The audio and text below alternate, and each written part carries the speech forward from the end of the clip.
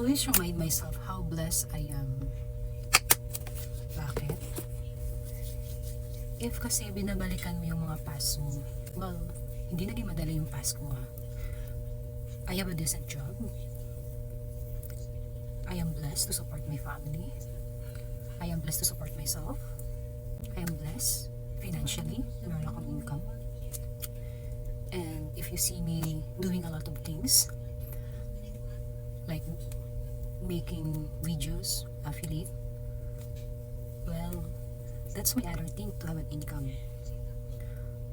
So my point is, if you're struggling in your life, always remind yourself how blessed you are, and always pray and pray and being positive sa buhay mo.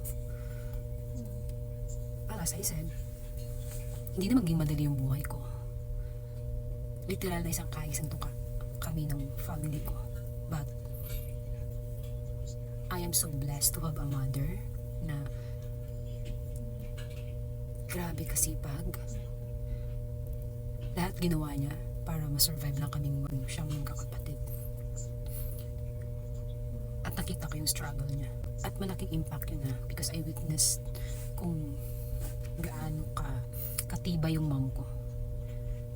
And I just realized na maybe hindi ko kayang gawin yun sa sarili ko. And maybe that's one of the reason na I'm scared na magkaroon ng family. Kasi ayokong maranasan yung naranasan ng mom ko na alam yun, struggle para lang mabuhay kaming mga anak niya. And that's why na ngayon nag-start na kumikita ako 18 years old, or before that may mga racket na ako. I always give talaga sa mama ko kasi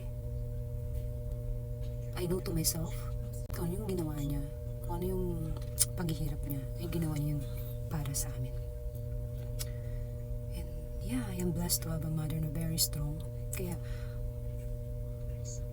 yung pagiging strong ko, yung pagiging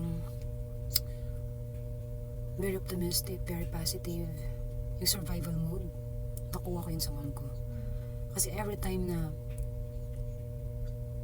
nawawalan ako ng hope, yung may mga problem, struggle, or nawalan ako ng job, financially, kaka-problem,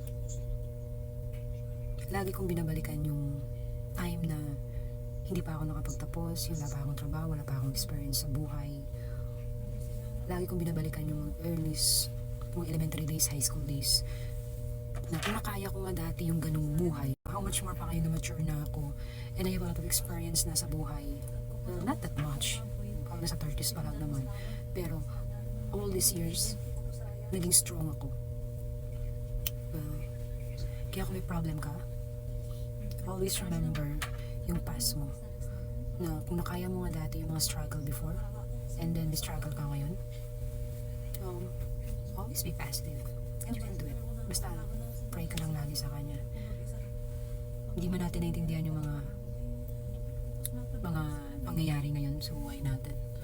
One day we will realize, or mag-iisip na lang natin, kaya pala nangyari yan dahil may magandang plano pala siya. Wow. Hindi ako magaling hindi ako magaling mag-summarize or into words na magsabi. Pero marami na sa utak. Hindi ko lang alam paano siya i-deliver ng maganda.